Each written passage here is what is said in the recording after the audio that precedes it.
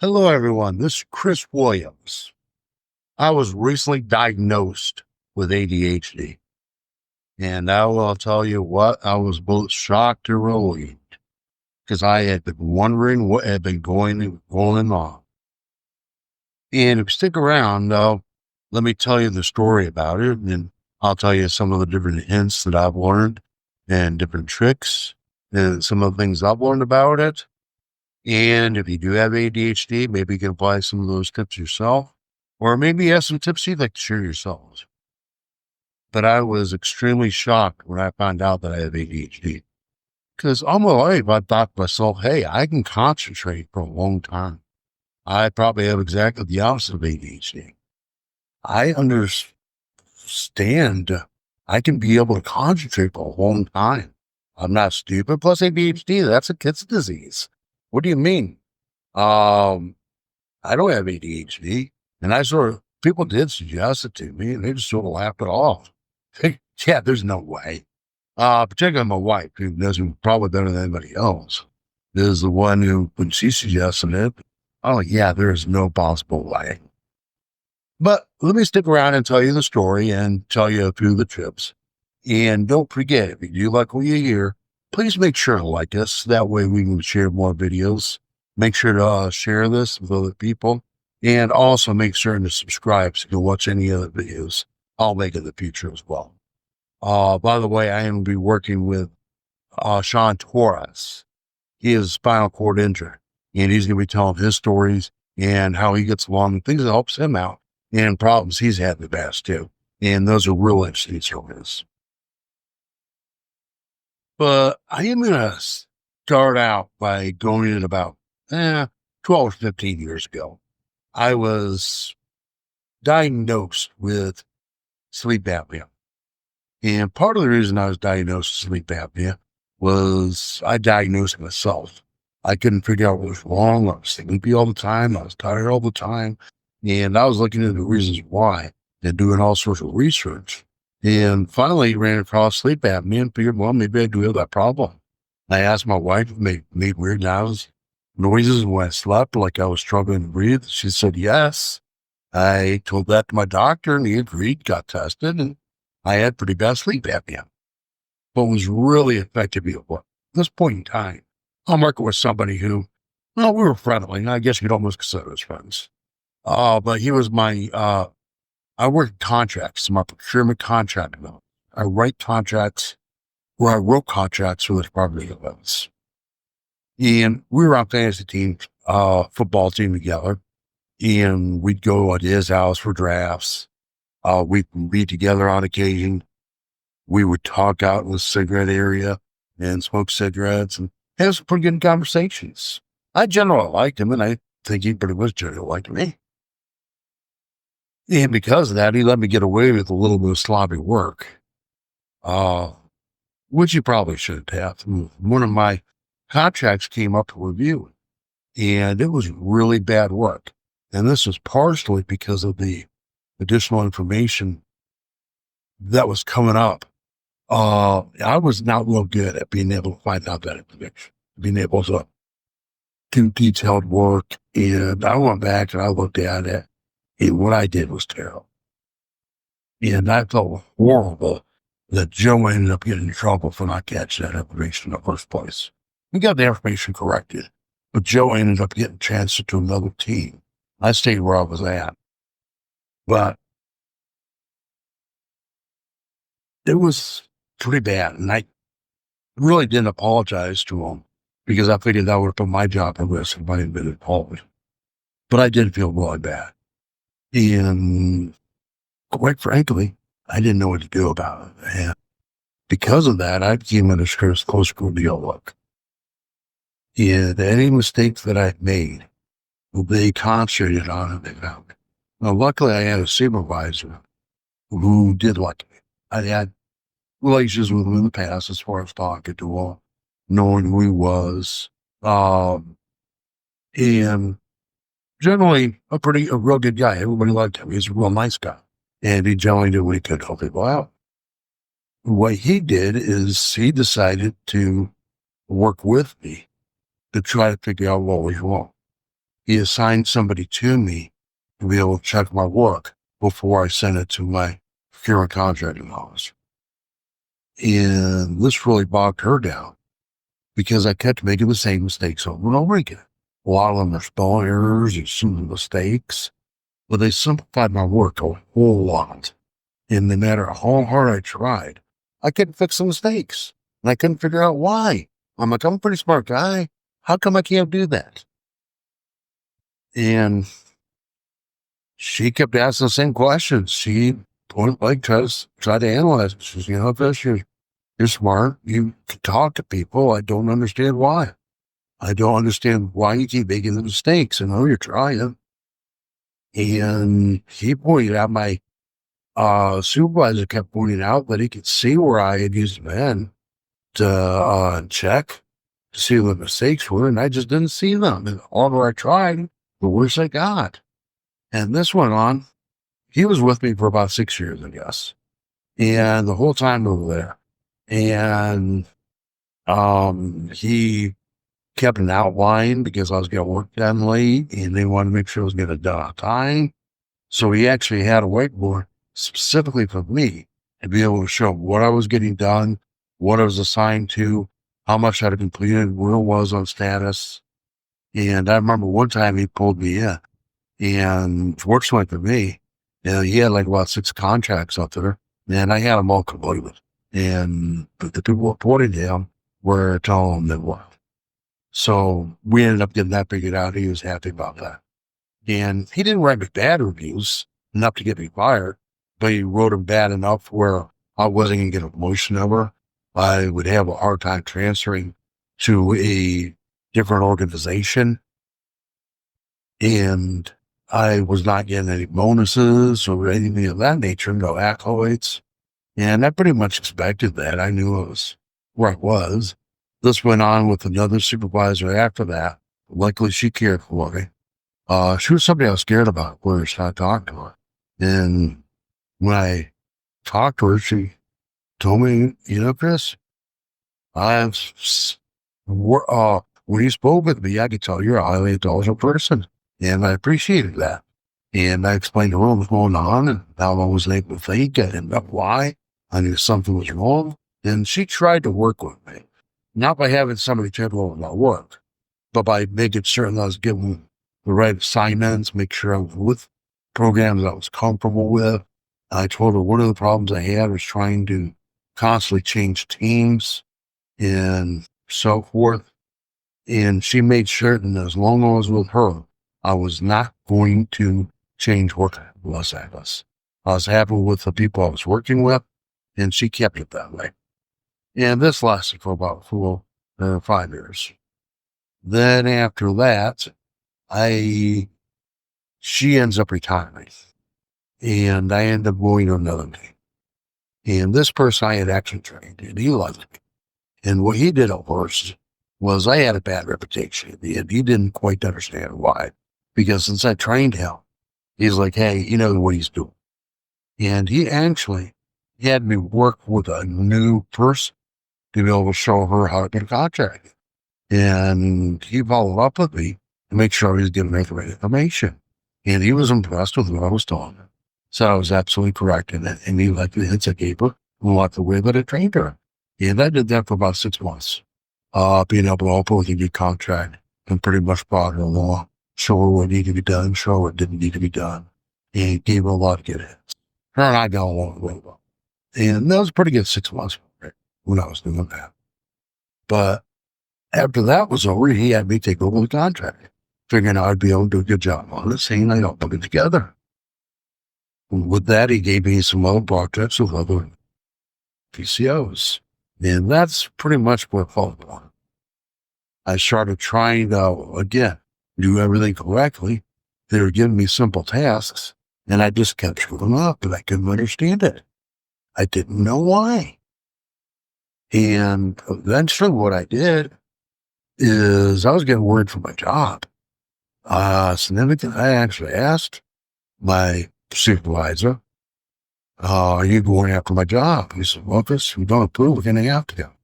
We don't have a choice. You're not holding up far right now. And I start looking into reasons why, because I'm a little bit worried.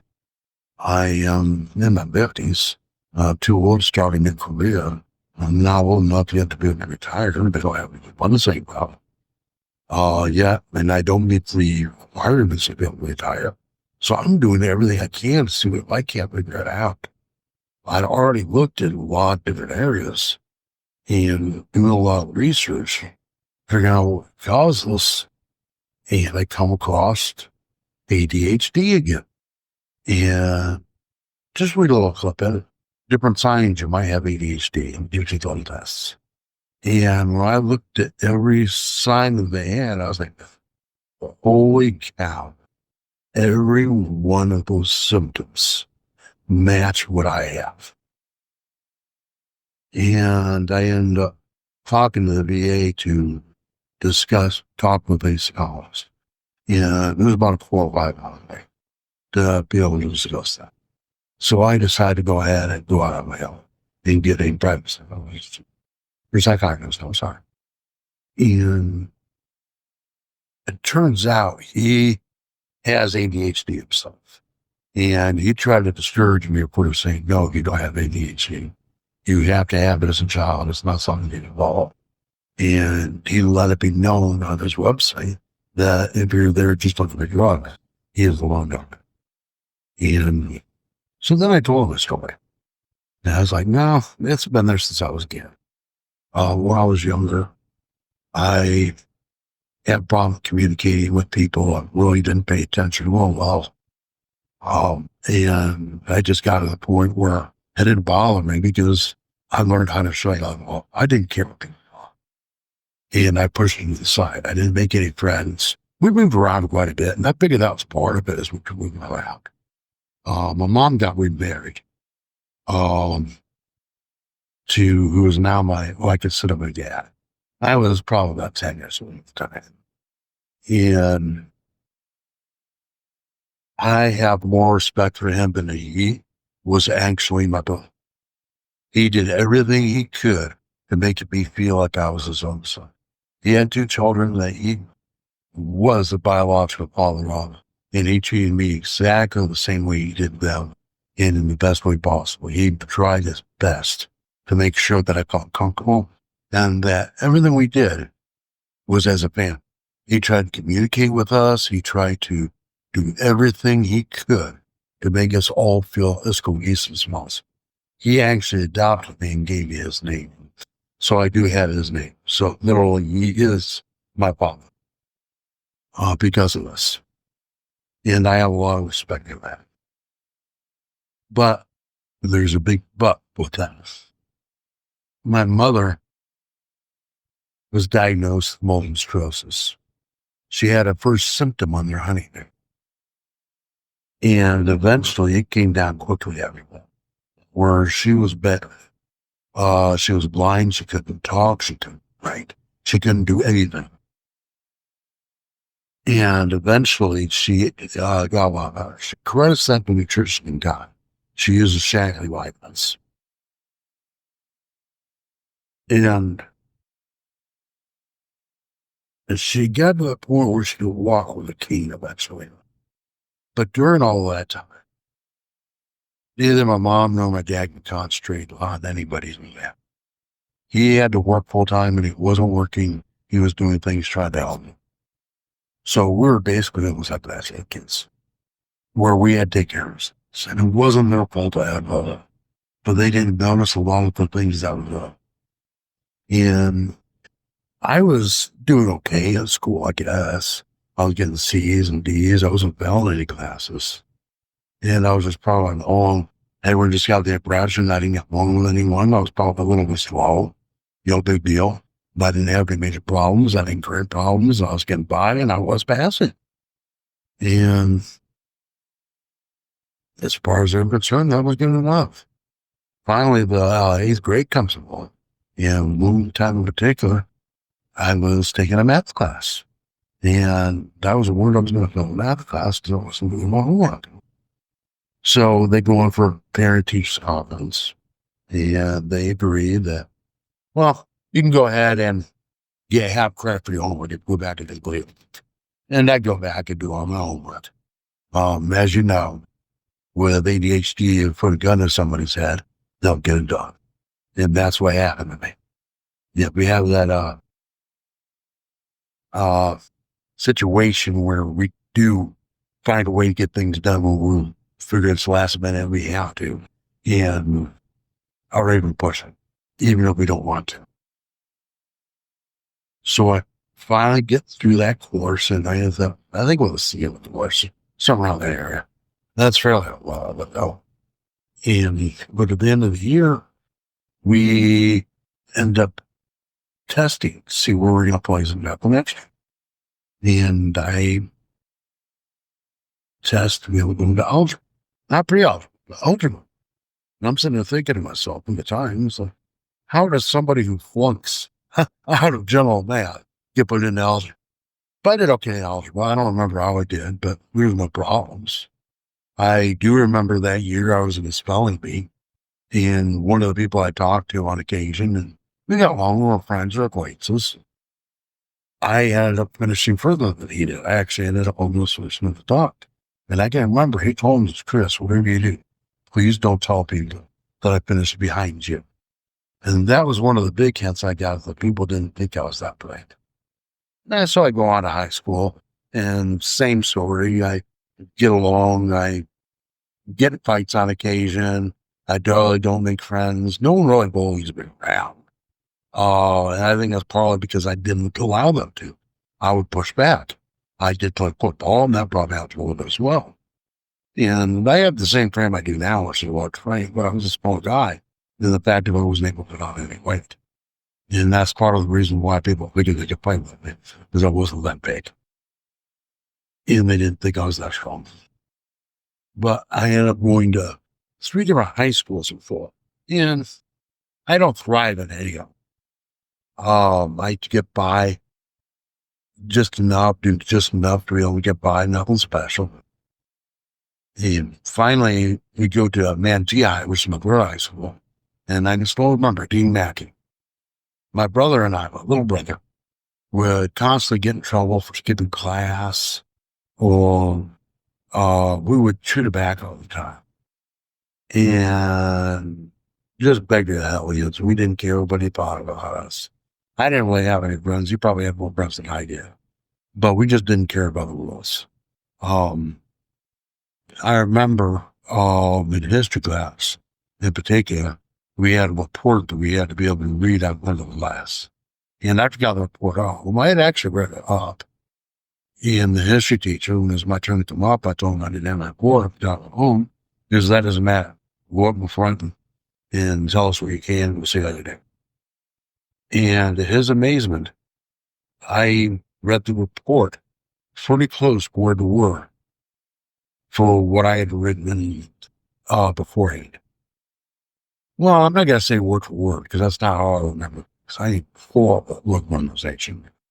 But concept to concept, I went over the whole thing. I gave it during the amount of time it's supposed to with no mistakes. And he was highly impressed. He gave me an A on the paper. He told me I just had to write down what I said, and I would be fine. His impression of me actually changed after that, because not too many people can give a speech like that in the 10th grade, being able to know scripts in front of class. And I think he realized, well, maybe this kid is a signal.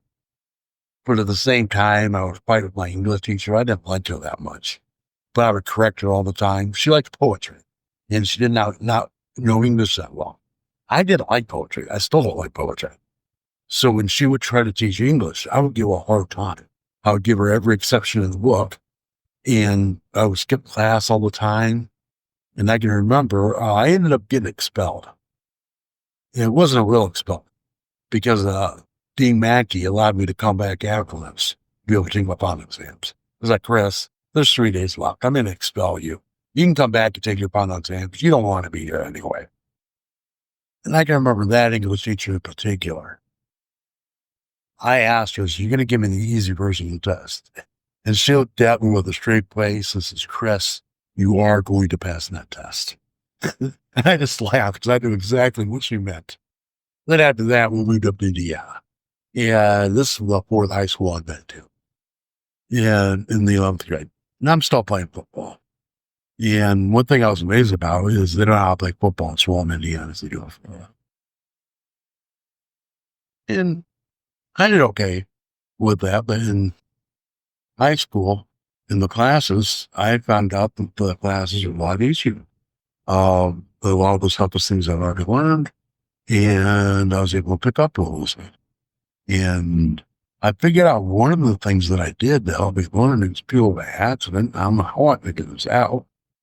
Was if I watched somebody's lips and I watched somebody's eyes and I moved back between the two, I would capture some of what they were saying and be able to remember it. And if I remembered something, uh, because I was paying attention, I would remember it for a long time. Now, I couldn't remember exact dates, but as you said, I can remember concepts.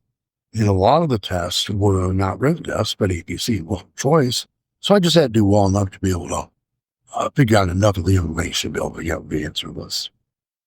Then after that, it got to the point where people were actually copying off of my tests. I actually had one girl in history class. She would copy off my test, but do my homework. Now that makes absolutely no sense. She should have done better on the test than me. She should have known the information better than me. But during this whole time, I'm still got the impression I'm slow because that's the way everyone treats me. And I'm a young kid, and you just get that impression, but I really don't care. Nobody really bugs me. Nobody gives me a hard time. It's just I don't have any friends that I have anybody to hang around with. I work at a restaurant at this point in time. I'm playing football. You know, my schedule's full, and it just didn't bother me. I really didn't look for friends. It didn't affect me in the least as far as I was concerned. And I can remember my dad told me something I remember to this day. I had that very big impact on my life. I don't know why he told me this, because I wasn't sad, I wasn't depressed, I wasn't feeling bad. But he says, Chris, if you just start talking to people, you'll make friends. He says, even if you don't make friends, at least they'll be able to know who you are and support you when they need the support. He says, just go up and talk to people. And he used an example of if I knew the biggest person in class and I got in a fight, he might not back me up, but he might make sure nobody else gets in the fight and make sure that the fight's fair because he knows who I am. And he also might not be picking on me himself. So I remember that, and that actually helped me a lot with my communication, because after that, I would just go up to people and say, hi, how you doing? What are you up to? Asking to somebody, which is not my nature at all at that point in time. It has become since, because I've been doing it for 40 years, but it took me a while to get to the point where that was natural for me, because I'm more of an introverted type person. Not that I'm scared of people or I can't speak to people. I almost prefer to do by myself. And that might be in part because I trained myself to be that way a little bit. And the fact of not really caring what people thought and not worrying a little bit. I don't know. I don't know if it's something wrong with or not. But I do know I am quite a bit introverted and have no problem to do by myself. And that helped me out a lot in my communication skills and being able to talk to people. And actually, it turned out to be another masking mechanism for me, because how can you have ADHD if he is able to communicate with you like that? Because that's something people with ADHD have a problem with. And I did pick up a lot of masking elements at the time. And I end up finishing eyes. I end up getting a little bit of trouble. And nothing spectacular. Well, I got in trouble for was because I was drinking, underage. But before I got in trouble, I ended up going for the asthma test. And this was another impactful moment in my life. I had a jerk who was given the test. He was a chief master. He was in the Navy. He was chief, and he said it. And when I came in the room, I don't know whether the teacher told him, he just looked the way I was acting with other people, but he pulled me to the side and had me sit by him because he wanted to make sure that I didn't cheat out anybody's this. I ended up scoring in the high 90s on the ASVAB test. Now, the way the ASVAB works is they grade it on a percentage scale. So that means that I scored higher in 90% of the area, in 90% of the areas than most of the people who took the test. In the 90% of the people who took the test. And that really amazed me. And that still, for some reason, did not give me handouts. I just thought it was a novelty. I was amazed. I saw the score. I was like, what the heck? And he kept bugging me, and I didn't want to go in the Navy. This guy was a jerk anyway. Why in the hell am I going under him? And I ended up talking to the Army recruiter. And the Army recruiter convinces me to go in the Army. And I go that route. Now, what I wanted to be was a truck driver. I don't know why. Probably because as a truck driver, you're on your own, and I really didn't feel like I needed people at that point in time.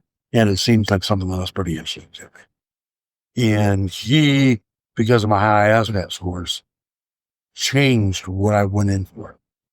Probably because they had a requirement, they had quotas they had to meet for certain job qualifications, and he put me in an aviation, which I'm glad I did, because aviation actually was good. And it required a higher level of intelligence, and the course was about a year long. And I had no problem with that at all. But when I go through boot camp, the physical portion of boot camp was easy. When you compare that to two-a-days were a lot tougher than the physical portion of boot camp.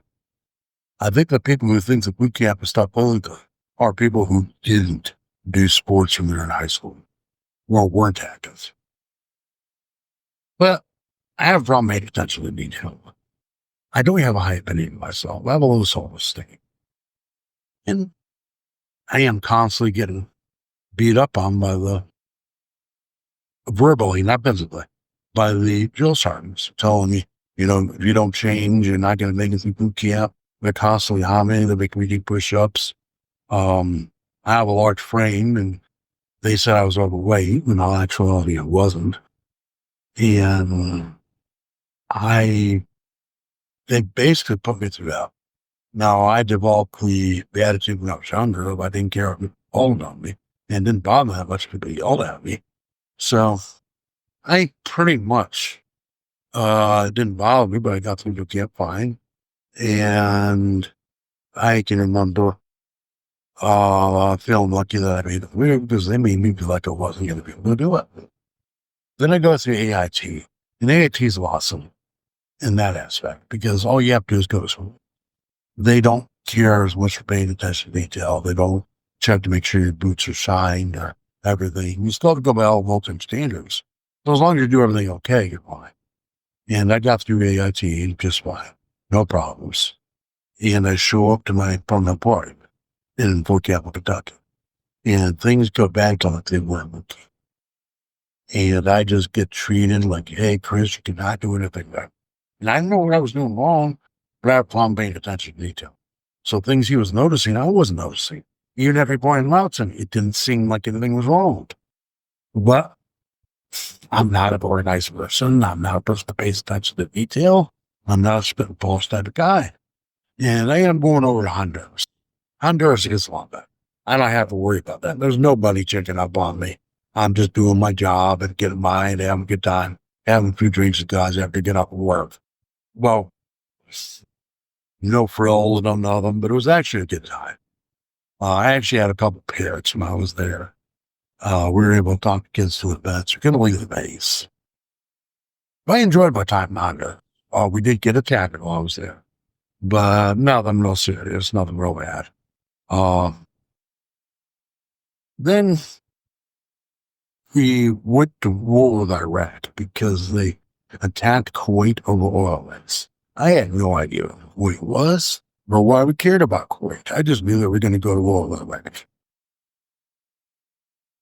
So I ended up going back to Fort Campbell, preparing for Iraq. We have a little help with the gas mask on. The funny story of that is I could not put my gas mask on. I just couldn't figure it out. Then all of a sudden, we get over there, and I'm able to put it on under the time that we're supposed to put it on. Same thing, as I am a real heavy sleep.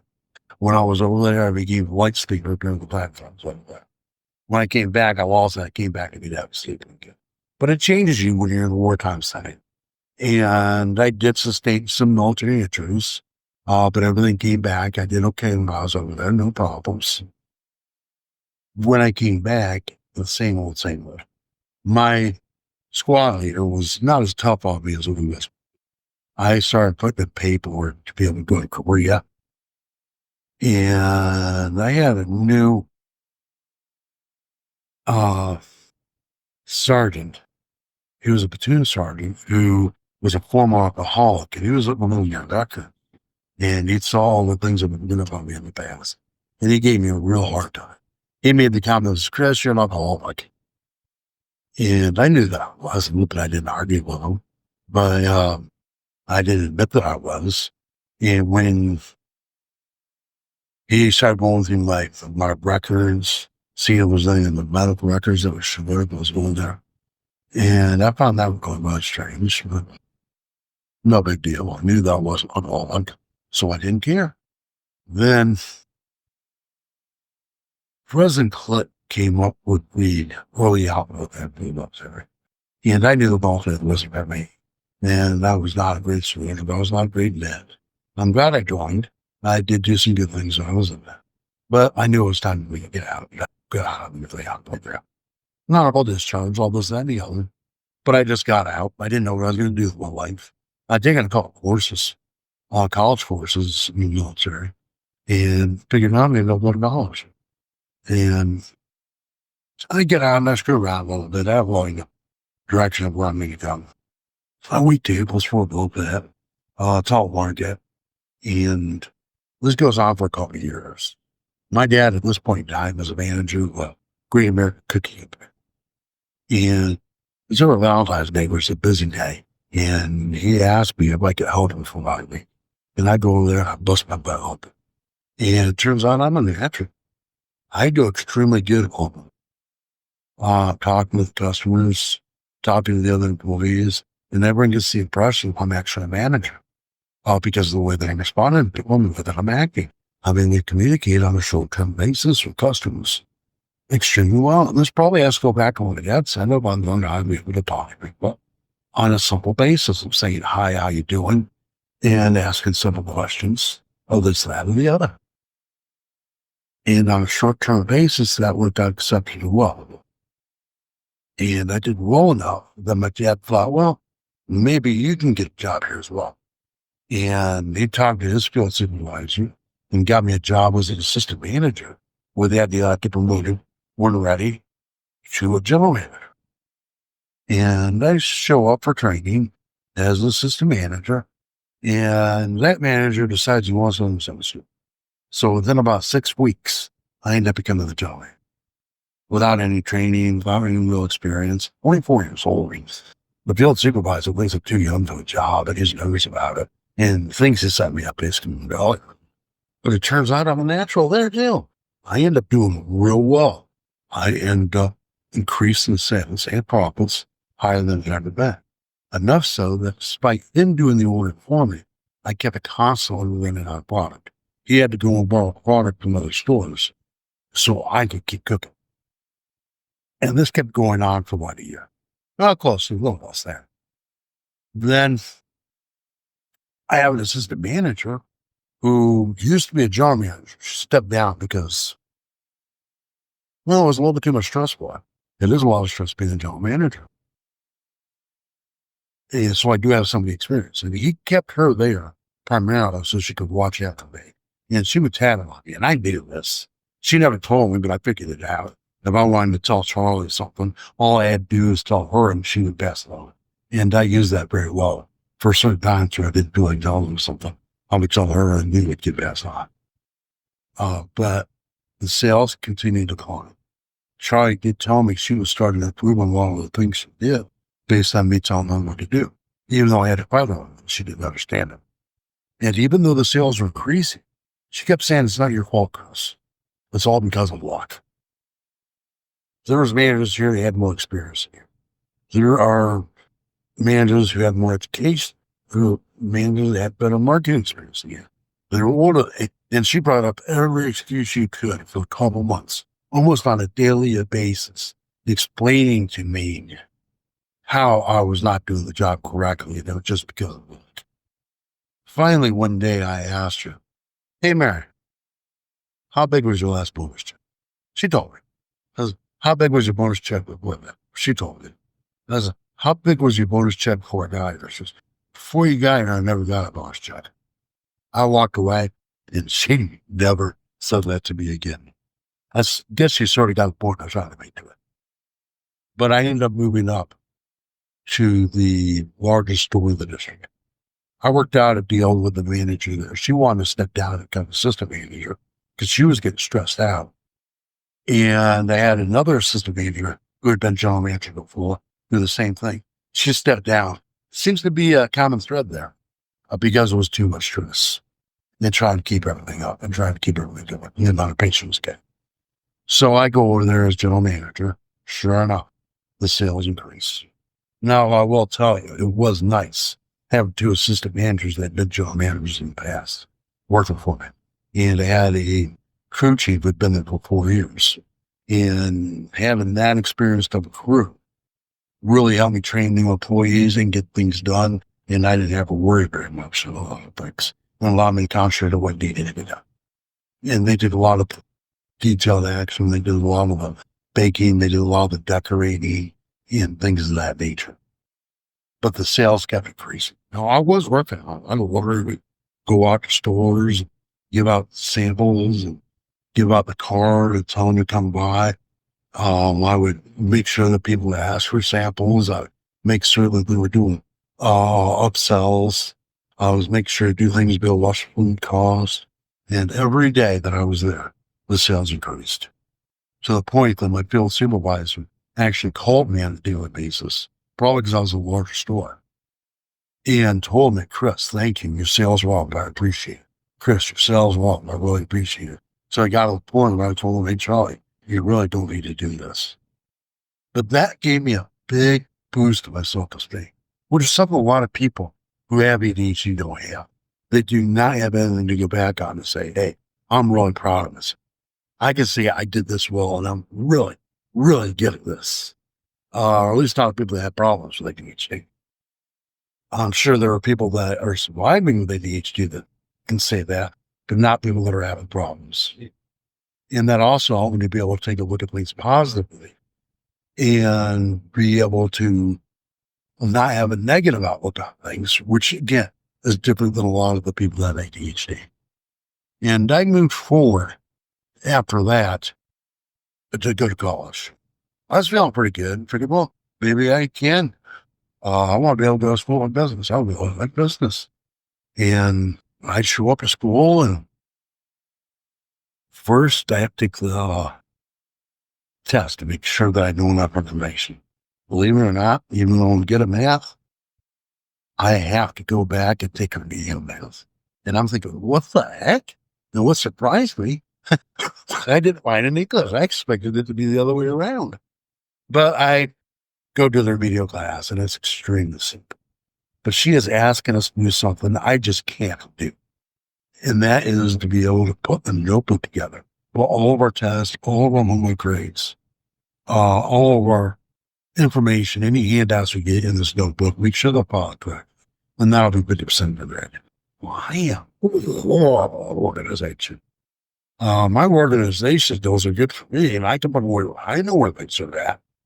I've watched videos to be able to say, "Hey, it's called a pilot system, which is not good for the person using it. You need to learn something else." And I probably do, but it worked for me. I know where things are at. I could figure it out, and that was good enough for me.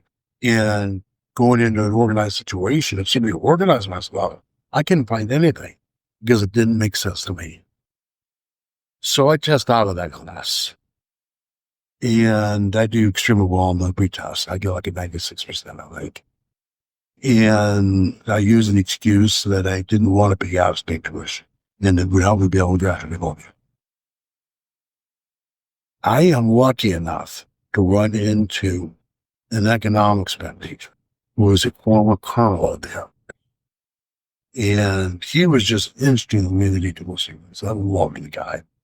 And I had an interest in his class like nobody's business. I made sure to take every class I could that he taught. And him and I got along pretty good. He taught me to join in the business club, and I ended up becoming the president of the business club. But he worked with me on becoming known throughout the school. He introduced me to the other teachers. I got a lot, what teachers' functions, and had a pretty good reputation. Because of that, I got respect from a lot of the other students. So I didn't have the situation a lot of people with ADHD have of being ashamed of themselves. This had turned the world for me and really helped me out and gave me a lot of confidence and made it again when I was able to look at things positive. And this helped in my math classes because they knew that I had the connection with them and they knew that I was smart and was able to figure things out. And the funny thing is, I ended up taking a calculus course. It was actually a pre-calculus course. And I can remember when I was going through the calculus, I was taking a look at it and saying, this is nothing but economics. And I wondered how in the world I was able to get economics course without calculus being a prerequisite and why I was able to get through so easily. But it's because I found it so easy because I had an interest in it. I had somebody who nurtured me in it, somebody I cared about, and somebody I was pleasing because I got along with him and he got along with me. He actually made me a tutor. The provost marshal asked if I could sub to the classes, which of course I couldn't because I didn't have a teaching degree. But we got along real well, and he, in particular, helped with my confidence. And I did extremely well. I don't think I got one B. Oh, I take that back. I got one B in speech when I was in junior college. Then I go on and go to University of Southern Florida. And it's not quite as easy. I'm in large classrooms, and I'm doing well with large classrooms. It's more note-taking. I'm more about taking notes. I managed to get by, I study enough, and I'm still able to maintain a good grade point average. But it's a lot harder for me. Plus, the information is a lot harder to get about college. But I did okay. I mean, and during that period of time, I do well enough. I'm able to maintain a grade point average that allows me to work with following plans. And I go to work over in Neurodiversity. And I worked for a boss who really loved me. She was a really special person. She'd actually worked with the private sector. And she appreciated the fact that I was driven and I wanted to do well and make a name for myself. I was searching for work. I was picking the work up on my team lead's desk and just running with it. I was learning information on my own without anybody having to tell me. And I was able to get things done quickly. I was able to help others. I was doing work well beyond a first year intern. And that started out as an intern. And I was actually negotiating contracts, which usually don't do till you've been there for 3 or more years. And I knew that I was making mistakes, and I was worried about that. And I saw the mistakes I was making.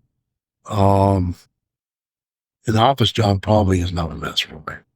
I'm better off actually doing something than trying to be paid. I'm just horrible at it. I'm better at following system. I make mistakes. When I made mistakes, she just blamed it on me not being trained well enough. And basically, I'd have to do when I trained me how to do it and have them show me how to do it.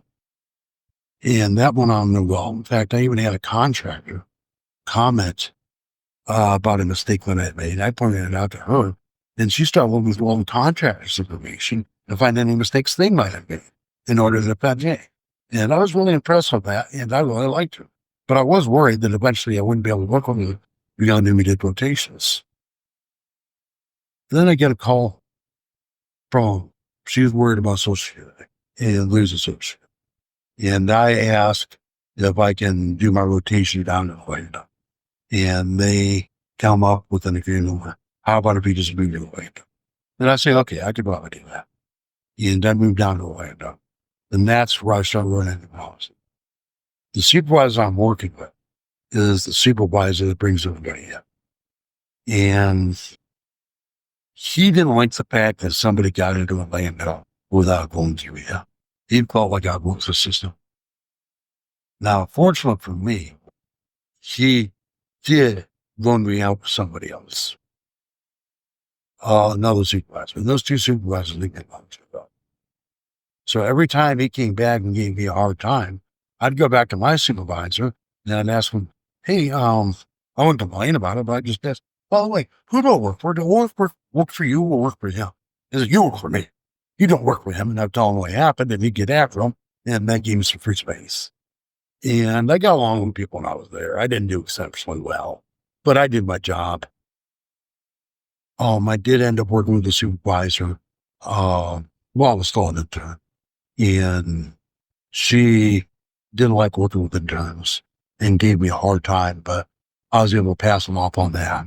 And my supervisor at the time told me that what she'd written, which is what awesome nation.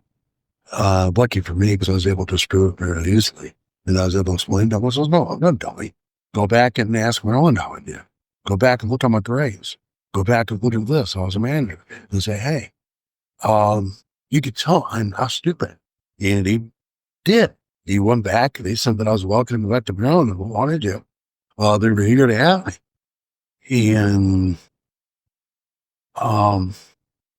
he went back and checked my grade point averages. And I was a little bit insulted that he did that. I figured he would take me at my word. But it sort of felt funny that he did all that. And he sort of had to look at me after that. He actually got along with me real well. And as long as he was my supervisor, him and I got along really well. And actually, we still talk to this day through Facebook. He's moved on to Jacksonville, Florida, but we still talk to each other through post on occasion, not very often. But we had a good relationship. And I never did well. I never did bad. But I was able to get through. I knew I was making some mistakes, but nothing that was serious enough where anybody would learn. Then I would get FMS, and it was even easier for me where I had less problems because the FMS were military service. And I am actually getting paid by a foreign government, writing contracts for them, because they do not have the ability to write for themselves. So they have to have a DOD employee, but in all actuality, even though my paycheck still comes from the government, they are paying me. And since I'm not writing U.S. government contracts, they're not nearly as stringent. So I didn't have a lot of the oversight. And that's where I ran into problems after that. And that's where I started having problems with my sleep apnea and where I ran into the problems of what? And brings me up to the current story of where I ended up being forced into retirement. And that was really painful. And that gave me a severe amount of depression because I literally thought I was stupid. I thought something was wrong. I had a high self-esteem that did so many things well. Why am I not able to fix these stupid mistakes? I should be able to. People thought I was lazy. People thought I didn't care. And none of that was true. I actually worked a lot of extra hours sometimes trying to figure things out. And I just didn't get it right. And I've showed in the past that I did care about jobs. I wanted to get things done. I just couldn't do it there. I just didn't have the ability to. My executive function, my brain just was not worth it for me. And so I get through the next 12 years where I finally get to the point where I'll be able to retire. It's an early time. I'm still not financially ready to go. And I am a total mess. I've got depression, severe depression, and I've got severe anxiety.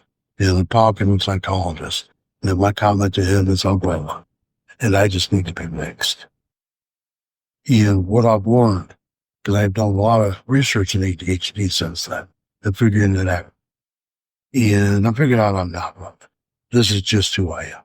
I've always been this way, but there were certain portions of my life where I had job functions, so I was able to do things without it affecting my life that much. And it gives me a deep understanding of not in those type of positions, how badly it can affect your life and how badly it can affect your self-esteem and how people can definitely down.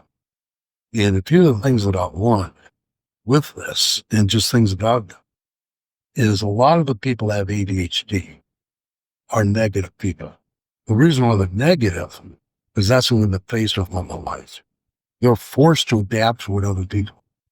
And you should, to a point. You have to do things to suit your norms. That doesn't mean you have to do everything. You have to be able to try to do it. But in the same footing, they have to do things to be able to get along with you. They try to put masks on in order to be able to cover up the fact that they have ADHD because they're embarrassed by it. They don't want people to know. The thing there's a negative connotation of it. I don't think there is any. I think enough people are familiar with it when they understand it and realize what ADHD is. It's not just some kids disorder for unruly children and excuse. They understand that it is real. About 20% of people do have ADHD.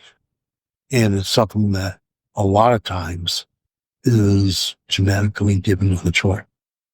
Now, there are other ways to get it, but that is a primary way of getting it, is through genetics. And a lot of people do have a lot of the symptoms that we have on occasion. We just don't have them on a regular basis. And it's hard for them to comprehend that you're not able to do that. And it hurts them, the fact that they have to prove that they're not lazy, that they do care, that they're not stupid. They actually are able to do things well. And not only that, at the same time, they don't have to really lean on because their ability to get along with people is bad. We just don't have the mechanisms to be able to get along with all people. We're different. I hate to tell you, but you're not normal. That doesn't mean it's bad. Being normal isn't always good. And sometimes being abnormal is good. And there are good things about people with ADHD. And a lot of things we can be proud of. But if you're put in a situation where you can't see that, that makes it a little harder, especially if people are telling you that throughout their life. Then you're having to make adaptations. You can't make friends. You have nobody to lean on. And all of a sudden, you get a deep down depression. And a lot of times, you didn't even realize you had, like me, didn't realize you had ADHD. You didn't know why you were doing this. And this is specifically to the woman. They don't understand, why can't I do this? Why can't I figure this out?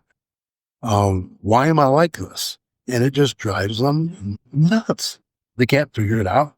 And they end up getting other problems. And a lot of those problems are the same problems that with ADHD. And they get treated for anxiety and they get treated for depression, which sometimes is counterproductive in the treatments and we have for ADHD, and it doesn't help them out. And some of the people never figure it out. And I do feel bad. But the ones that do, at least we have an answer and we're able to figure it out. And we're able to move forward. Now, I know that there are certain masks that I use to be able to cover up things I can't do. And a lot of them are intentional. An example of that is I have a chameleon personality. If I'm around somebody that's funny, I'm a little bit funny. If I'm around somebody that's witty and sarcastic, I'm witty and sarcastic and I fight. If I'm around somebody that's confrontational, I'm confrontational. If somebody that's argumentative, I'm argumentative. And I didn't do this intentionally, but it's sort of a coping mechanism or a mask that I've used to be able to overcome it and be able to hide it and be able to adapt with other people. Being able to read people's lips or be able to look at their eyes was sort of a coping mechanism that I had. And it's hard to tell the difference between the coping mechanisms and the masks. They sort of slide back and forth. But I say a coping mechanism is something that helps you to be able to get along with that mask. It's something you use to be able to hide it, to be able to, where you don't see yourself sometimes, especially if you don't have ADHD, or where other people can't see it. And I think that the coping mechanisms and masks sometimes are useful. Actually, coping mechanisms you always use. But sometimes the masks are good because we do need to be able to hide our anger. You know, I have a quick anger because of my ADHD. We have executive function works.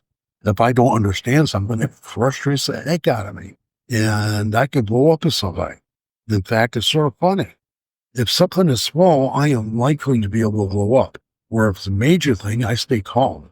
And the way I explain it to my wife, the way I understand it, is if it's something I can't do anything about, it's going to frustrate me and I'll get pissed off. If it's something that's major, I know I have to figure it out Therefore, I have to stay calm and figure out what the solution is. It doesn't make sense. It shouldn't be that way. That's sort of the way that it is. Um, I don't know music. No matter how hard I try, I can't remember artist names. So I just stay away from music, which is sort of like a mask or whatever.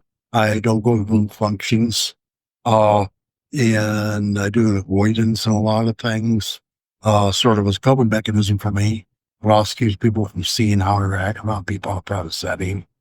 I am sort of a private person in the fact that I stay at home a lot. Well, uh, do whatever. But there's a lot of things we do that are a lot different. Um, but there's things that are good as well.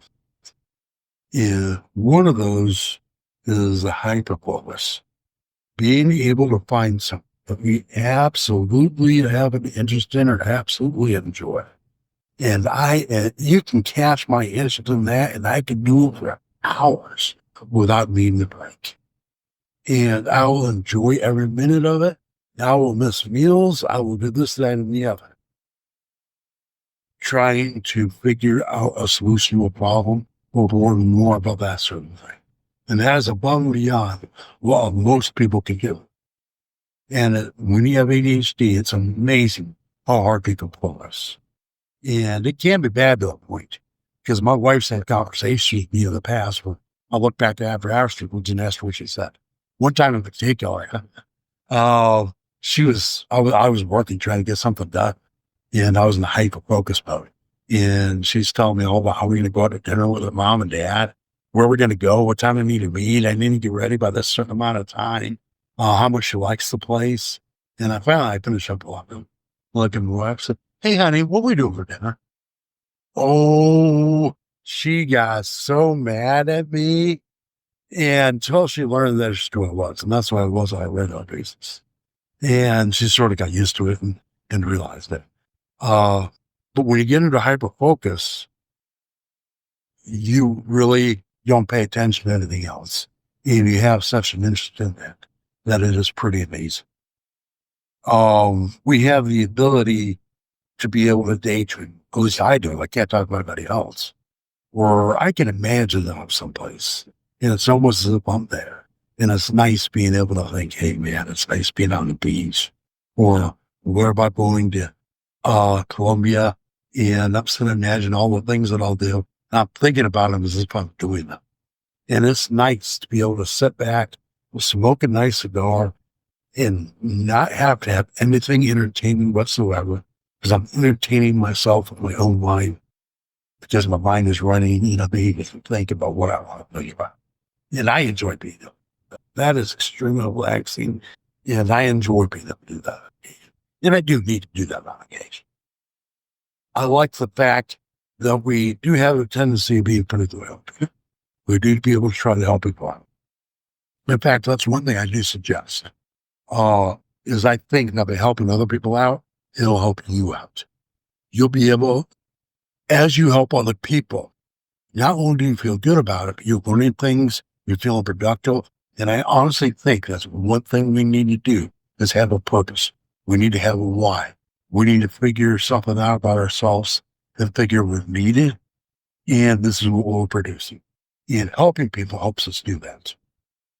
So, and that's one of the things I plan on doing with these videos, and I plan on doing fundraisers, is working with veterans, working with people with ADHD, working with people with different disabilities, working with people who have pains, helping people that are veterans get through the VA system and things of that nature. And I plan on doing a lot of those things.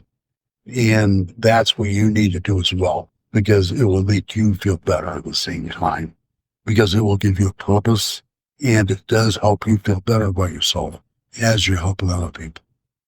You need to be able to find a way, in my opinion, you need to find a way to be able to do things you're good at. Concentrate on the things you can't do. That doesn't mean you will never do anything you don't like or nothing you're good at, or you can't do it. But your concentration should be where you're good at. And how special is that to know that for the rest of your life, you're going to do something you have an interest in. Not only that, but you're going to be good at it. because you have that focus where once you decide you're good at something, you stay focused at it and you figure it out until you figure it out. A lot of people can't do that, but you are able to do that. And then work with other people on the things that you can't do as well, or take up more of your time. And you can spend most of the time productively learning how to do what you like doing, what you enjoy doing, what you have an interest in. In fact, that's the reason why a lot of the people are entrepreneurs, because that allows them to do what they have an interest in and do what they find is important rather than what other people do. They have a hard time working for somebody else and having them tell them what to do. They just don't fit in well. But when they're working for themselves, they can find a way to be able to make it work because it interests them. And that's what I think you should do. Not so much work for yourself, but find a way to do things you have an interest in. And that could be volunteering or something you do for money. It could be a private business. It could be whatever. But find a way to stay away from things that you struggle with and find a way to do things. One of the things I do suggest is that you work with people that have ADHD. Because I think as we are around people with ADHD, we understand it a little bit more and we don't feel so good. We see it in the other people. We see how they're getting by. And I suggest you join like CHAD or other organizations. There's an online organization that I found out. I can't remember the name of it off the top of my head. I'll put it in the comments afterwards.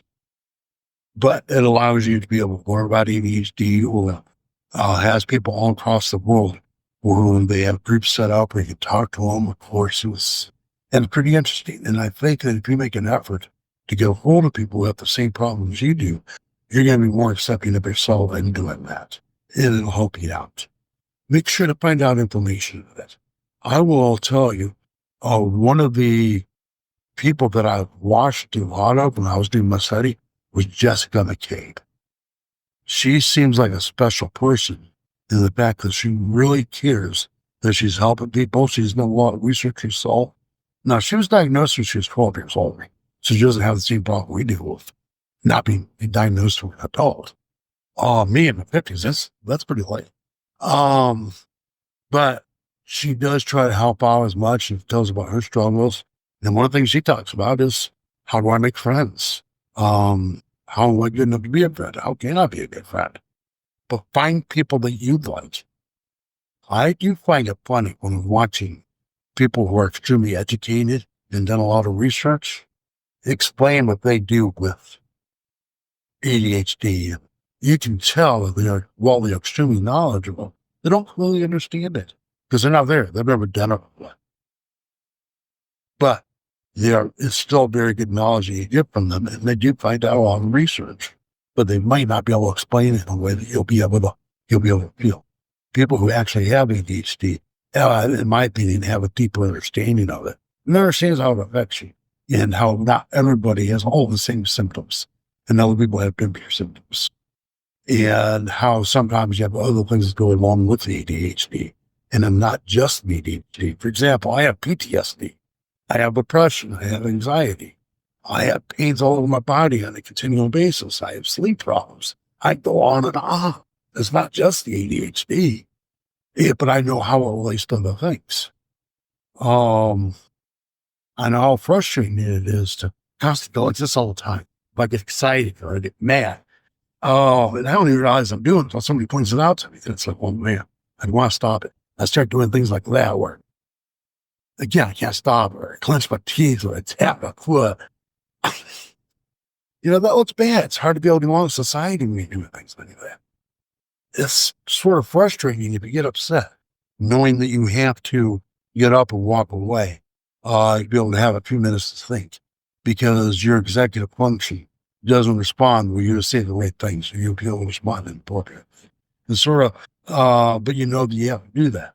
And let people know that's the reason why you're walking away from an argument or a situation that is bad. But we all have to do that.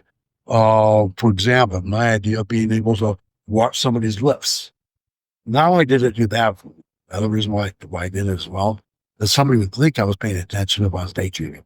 If you're looking at the lips, you sort of have to be pay attention to what we're saying. And there's a lot of times where I was paying so much attention to the lips, I didn't hear a word they said.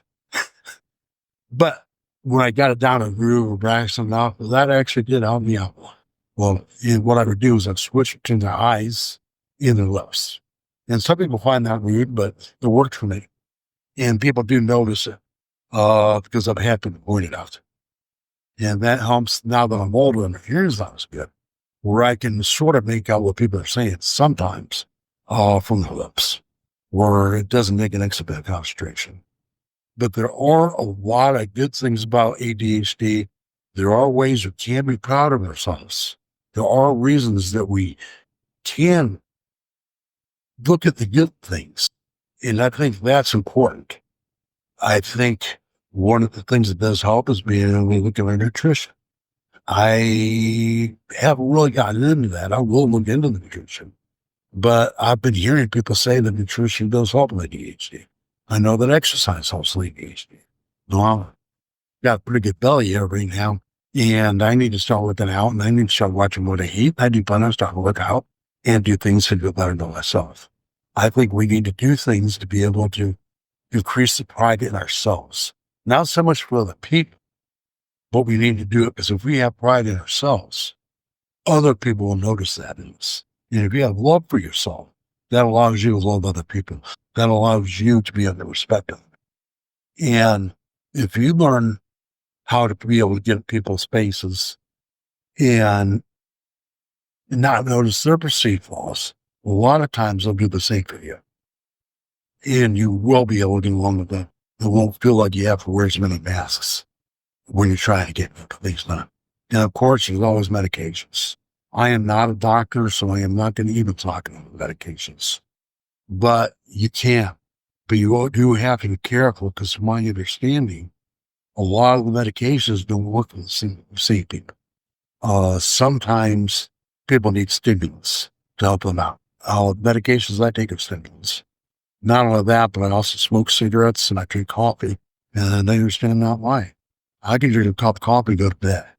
Because all the coffee does is brings me up to a normal low, which will actually make me tired. You know, most people it's going to wake up.